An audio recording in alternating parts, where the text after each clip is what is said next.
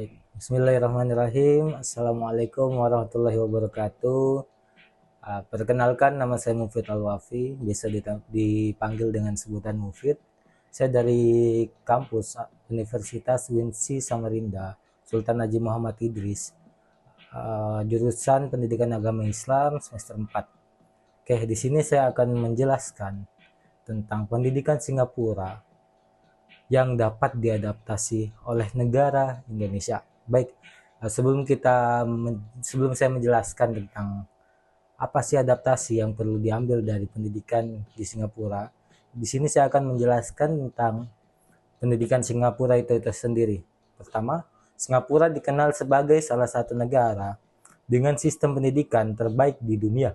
Keberhasilannya terlihat dari peningkatan tinggi dalam berbagai penilaian internasional seperti PISA atau Program for International Student Assessment. Beberapa aspek dari sistem pendidikan di Singapura dapat diadaptasi Indonesia untuk meningkatkan kualitas pendidikan nasional.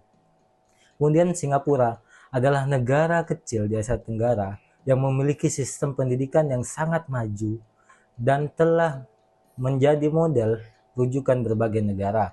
Dalam berbagai survei global seperti PISA oleh OECD, Singapura secara konsisten berada di peringkat atas dalam bidang literasi, matematika, dan sains. Keberhasilan sistem pendidikannya bukan hanya karena kebijakan pemerintah yang terstruktur, tetapi juga karena kolaborasi antara institusi pendidikan, masyarakat, dan dunia industri.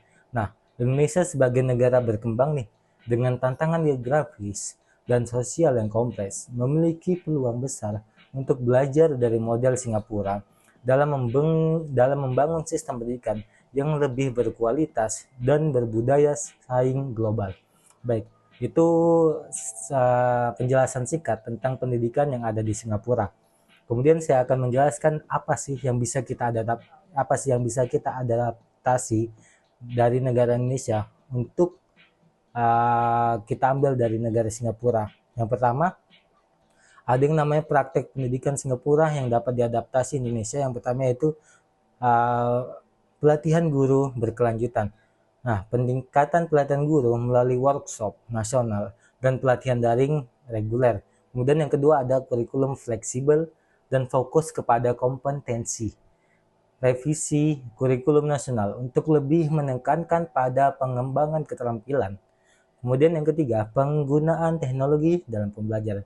Kita tahu sendiri bagaimana teknologi yang ada di Indonesia itu tidak menyebar kepada seluruh sekolah atau kepada seluruh pendidik dan calon pendidik. Nah, itu sangat penting karena integrasi teknologi dalam kelas melalui program digitalisasi sekolah. Kemudian yang terakhir ada keterlibatan orang tua dalam pendidikan anak, yaitu program sekolah ramah keluarga yang melibatkan orang tua dalam proses belajar mengajar. Jadi dari praktek pendidikan itu semua yang telah saya jelaskan, bisa kita ambil beberapa yang dapat kita adaptasi atau kita pakai untuk negara Indonesia seperti yang saya jelaskan. Kemudian yang keempat ada tolak ukur keberhasilan adaptasi. Nah, poin pertamanya yaitu pemerintah.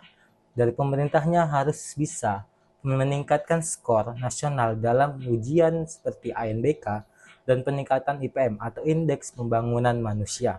Kemudian yang kedua ada guru dan tenaga pendidik, yaitu meningkatnya kompetensi pedagogik dan profesional guru berdasarkan hasil UKG atau ujian kompetensi guru.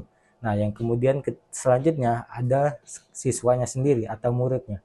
Seperti yang kita tahu siswa, yaitu meningkatnya motivasi belajar, kreativitas, dan prestasi akademik siswa.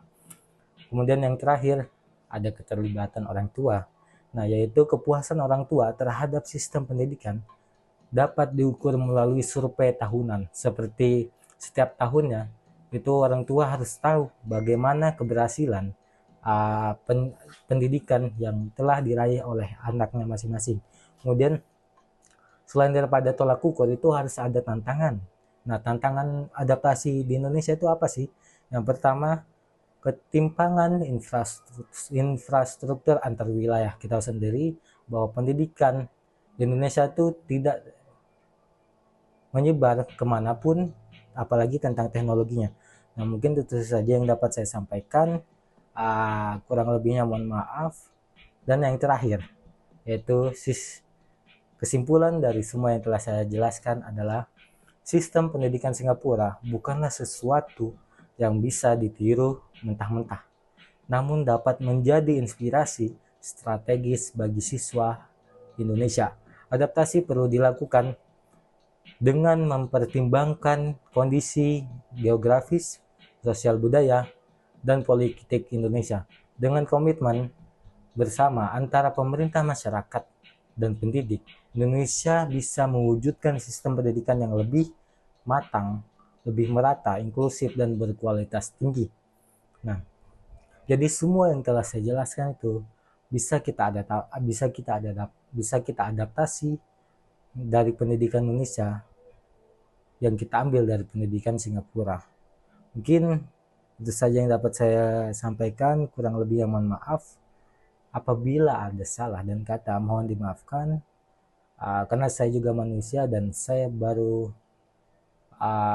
adalah seorang pendidik. Oke. Wabillahi taufiq wal hidayah. Wassalamualaikum warahmatullahi wabarakatuh.